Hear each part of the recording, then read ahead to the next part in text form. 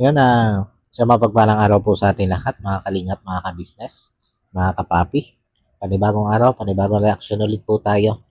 At for today's video po ay gawa natin ng reaction. Itong napakasaya at nakakakilig na Q&A ni Kalinga Prab sa EDSI.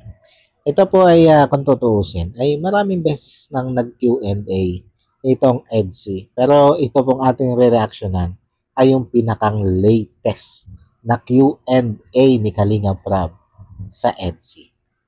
Pero bago po natin simulan itong ating reaction video, patungkol nga po dito sa Q&A ni Kalinga Prab sa EDSI ay syempre, ang lagi po nating paalala na patuloy lang po nating suportahan ang ama ng Kalingap na walang iba kundi si Kuya Bal Santos Matubang. Ganon din po ito si Kalinga Prab at syempre ganon din si Ate Edna Vlog ang butihing may bahay ni Kuya Bal Santos Matubang. At ganon din po ang butihing may bahay ni Kalinga Prab na si Ma'am Jack Tapia Matubang. At ganon din po ang lahat ng Kalingap partners at lahat ng Kalingap reactors. At isama na rin po natin mga Kalingap, mga kabisnes, mga kapapi sa patuloy po natin susuportahan ang Kabisnes Official, Papa Dins TV, Kabisnes Family at Mrs. KB Official. At eto, tuloy na po natin itong ating gagawin reaction video patungkol nga po dito sa Q&A ng EDSI. Alam ko maraming kinilig sa atin nung mapanood natin itong Q&A na ito dahil doon sa mga tanungan nito si Kalinga Prab na talaga namang direct to the point ang mga tanungan. Kaya lang may mga sagot dito sila Kalingap Edo at si Beyonce na hindi nila tinumbok kung ano yung talagang sagot dun sa tanong. At dito sa reaction video na ito, may mga ilang clip video ako na ilalagay dito na kinuha doon sa vlog ni Kalinga Prab. At ito yung tatalakayin natin para mas lalo kayong kiligin. At simulan natin ito sa first question ni Kalinga Prab. So, first question natin, Eds and Beyonce, kayo na ba talaga? Alam niyo mga Kalingap, mga kabisnes, mga kapapi, itong first question ni Kalinga Prab na ito, marami na sa atin ang matagal na nag-iintay na masagot ito ng EDSI. Yun bang tipong magkaroon na sila ng confirmation patungkol sa kanilang relasyon? Kung anong relasyon ang meron na sila sa ngayon. Bagamat kung tutuusin, ay nakikita naman natin sa kanilang mga galawan kung ano nga ba ang meron na sila ngayon. Pero syempre mas maganda yung mismong manggagaling sa kanilang bibig. Kung ano na nga ba ang status ng kanilang relasyong dalawa. Di ba? At ito tuloy lang tayo. Ano ba talaga yung... Ano na ba talaga kayo? Ayaw ko ba? Anong pwedeng huwag po muna namin sagutin. Dito sabi ni Beyonce, pwede po bang hindi na muna namin sagutin? Pero narinig nyo, may sinasabi si Kalingap Edo. Di ba? At eto, linawin natin kung ano yung sinasabi ni Kalingap Edo. Tuloy lang tayo. Huwag po muna namin sagutin. Kami na. Aba, huwag po muna. Di ba? Pati si Kalingap Prab nagulat doon sa sagot ni Edo na yon. Kaya lang, ay ayaw pa ni Beyonce Ayaw pa ni Beyonce na aminin na talagang sila na. O ayaw pa ni Beyonce na kumpirmahin na sila na nga ba. Pagkawa dito si Kalingap Edo ay may binitawang salita na yon. Siguro bahagi na yon ng pagkumpirma. Di po ba? Kaya lang ay yun nga, ang gusto kasi ni Beyonce ay bago may announce, bago i-kumpirma yung kanilang relasyon ay pag nakapag 18th birthday na siya. At may isang vlog si Kalinga Prab na nasabi yan ni Beyonce nung tinatanong siya ni Kalinga Edo kung kailan ba daw aaminin nila yung kanilang kung ano meron sila. At ang sabi ni Beyonce nga doon ay siguro pag nakapag-birthday na lang siya ng 18th birthday. Di ba? At igalang muna natin kung ano yung kagustuhan nito si Beyonce. Kaya lang ito si Kalingap Edo ay tila ba hindi na makapagpigil na i-announce, ipagmalaki na silang dalawa na ni Beyonce. Eto, tuloy lang tayo. Wala po kayong narinig.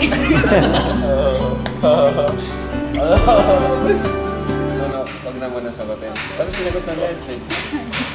Ano wala po? Wala po muna yun. Alam niyo mga Kalingap, mga ka-business, mga papi. Parang gano'n na rin naman eh. Diba? Sumagot na si Papa Eds na sila ng dalawa.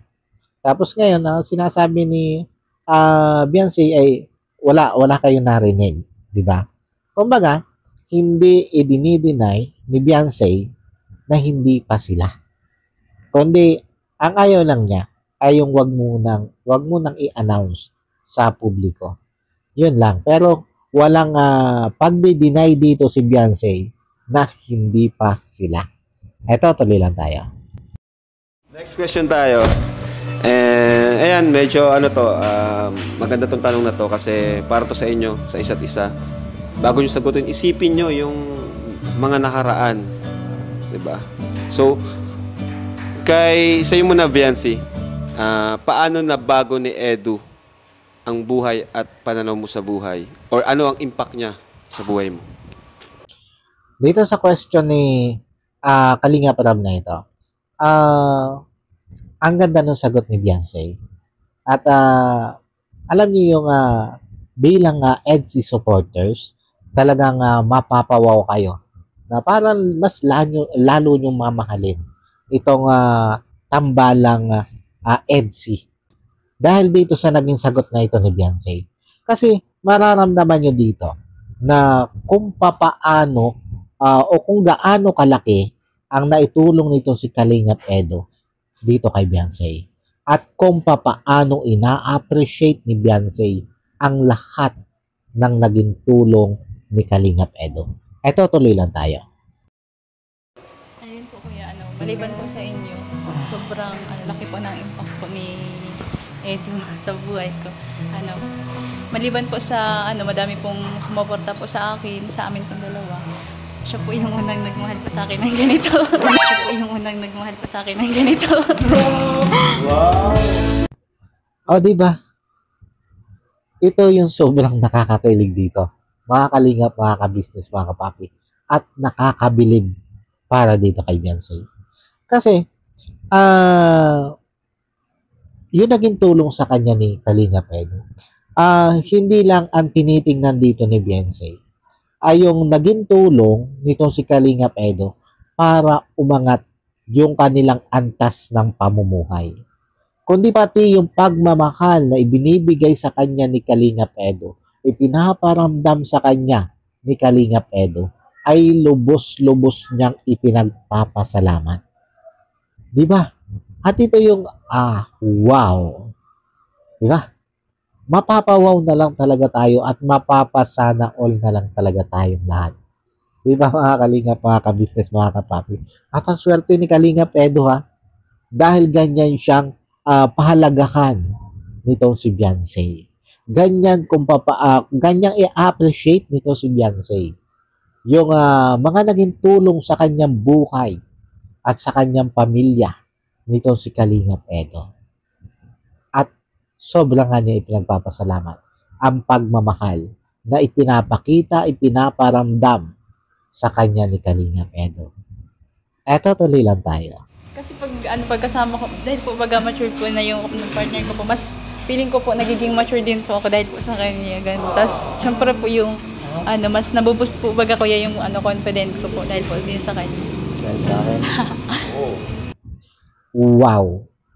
Ang sarap nun para kay Kalingap Edo. Yung mga sinabi niya ni Beyonce. At dito, mga Kalingap, mga ka-business, mga papi, sa mga sinabing ito ni Beyonce, ay ito yung nagpapatunay na ito si Kalingap Edo ay good influence dito kay Beyonce. Diba? Nakakatulong ito si Kalingap Edo dito kay Beyonce, hindi lang doon sa mga blessing na dumadating sa kanilang pamilya, kundi pati doon sa pagkatao ni Beyonce, pati doon sa maturity, ay malaki ang nagiging tulong nitong si Kalingap Edo para dito kay Beyonce. At pambihira yan na nagiging tungtungan mo yung pagiging matured ng partner mo para maging matured ka rin. Di ba? Napakapambihira niya. At ito, tuloy lang tayo. Wow. Grabe naman yung impact na yan sa'yo talaga. Nabubus ko talaga. Grabe naman. Alam niyo, napansin ko lang, speechless lahat dahil doon sa sinabi niyo ni Beyonce. Di ba magkita sila Kalingap Rob, ang tanging nasasabi lang ay, grabe naman. Pati ito si Kalingap Edo.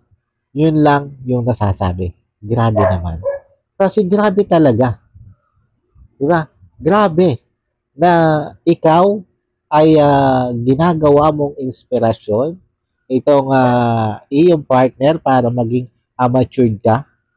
Di ba? Yung maturity ng iyong partner ay ginagawa mong inspirasyon para maging matured ka rin. Di ba? At ito, tuloy lang tayo. So, sense naman, syempre. Ikaw, Insan, ano naman yung impact ng nag-iisang Beyonce sa buhay ni Kalingap Edu? Impact ni Beyonce. Ano? Grabe. Sa akin, ano, madami ng ano kasi, dumaan na mga babae na sa buhay natin. Dito nabigla din ako. Nabigla din ako doon sa naging sagot ni Kalingap Edo na yun. Pero, bigyan natin ng pagkakataon magpaliwanag dito si Kalingap Edo. At ito, tuloy lang tayo. Dito, sa ano, sa Kalingap, di ba? Mga nakilala? Oo, mga nakilala. Yung pala naman eh. Sa Kalingap pala naman. Hindi naman pala bilang karelasyon. At alam naman natin yan, mga Kalingap, mga ka-business, mga papi, na may mga ika nga ay naging love team. Ito si Kalingap Edo dito sa Kalingap. At isa na dyan si Shena. At itong si Erica, di ba? Si Rina, hindi naman natin pwedeng sabihin love team ni Edo si Rina eh. Kasi si Rina ay parang kapatid lang ang turing ni Kalingap Edo. At may mga pinagdaanan si Kalingap Edo, lalo nga doon sa isa niya naging ka-love team, di ba? At yun yung tinutukoy dito ni Kalingap Edo.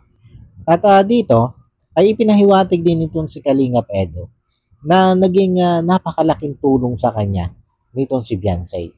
Kasi itong si Beyonce, ayon dito kay Kalingap Edo, ay hindi daw ito mahirap pakisamahan. At isa pa, mabait din daw itong si Beyonce. Alam naman natin yan, di ba?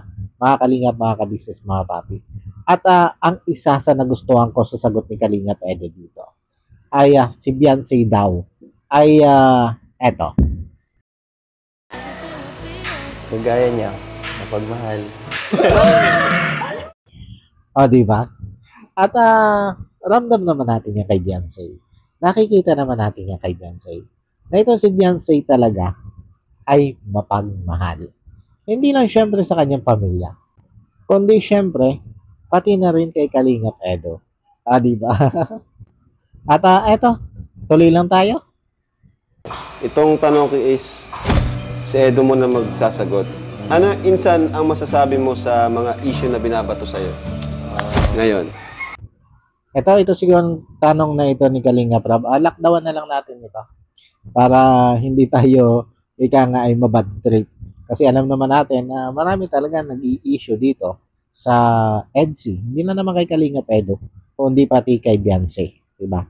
At lockdown na lang natin itong tanong na ito. At dito naman ay sinabi din nito si Edo at saka nito si Beyonce na yung mga patukol do sa issue na yun ay ang mahalaga ay nagkakaunawaan silang dalawa sa isa't isa. Kumbaga andon yung tiwala nilang dalawa sa isa't isa. Diba?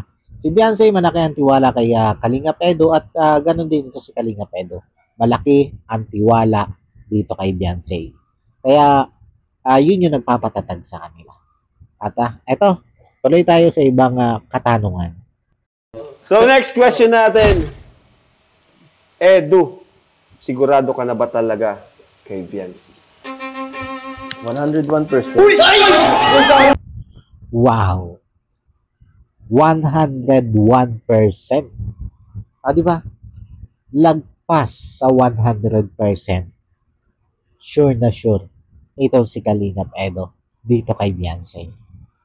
Ganun siya kasigurado dito kay Beyonce na si Beyonce na yung makakasama niya panghabang buhay. Di ba? Sana all. Sana all na lang talaga. Tuloy lang tayo.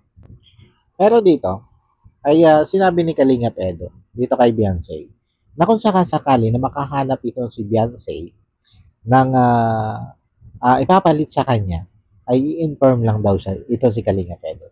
Pero sabi dito ni Beyonce, baka nga ikaw hanggang sa may nabuksan itong si Kalingap Edo isang pangyayari. At ito daw ay nangyari dun sa mall. At ito, pakinggan natin. Kung nakaraan nga sa mall eh. Nanira ka? Umalis lang ako? Hindi na. Wala yun. Wala naman yun sa akin eh. Mga maaligid dyan eh. Ano kaya itong nangyari sa mall?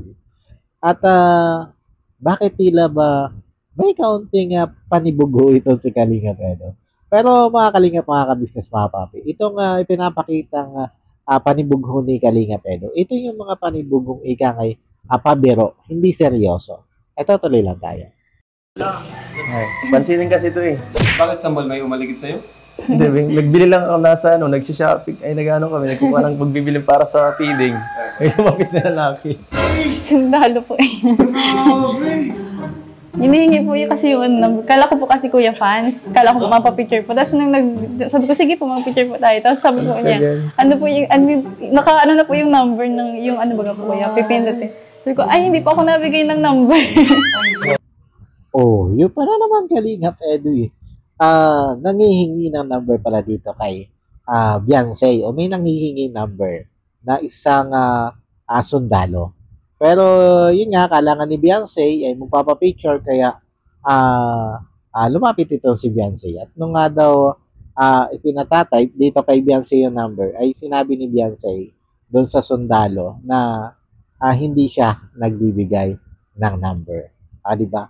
Diyan natin makikita na loyal talaga ito si Beyonce dito kay Kalingap Edo. Kaya huwag ka nang magtampururot dyan, Kalingap Edo. Eto, tuloy lang tayo. Siyempre, ikaw naman, Vince.